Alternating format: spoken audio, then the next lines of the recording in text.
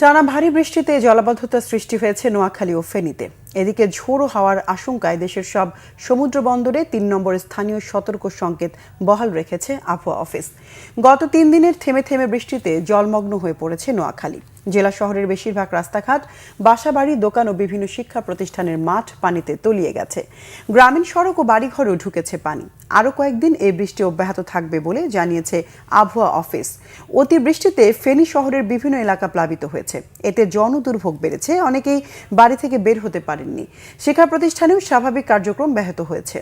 এদিকে পটুয়াখালী সহ উপকূলীয় জেলাগুলোতে টানা বৃষ্টিপাত অব্যাহত রয়েছে। গত ৪ থেকে ৫ দিন ধরে মাঝারি থেকে ভারী বর্ষণের কারণে জনজীবনে চরম দুর্ভোগ দেখা দিয়েছে।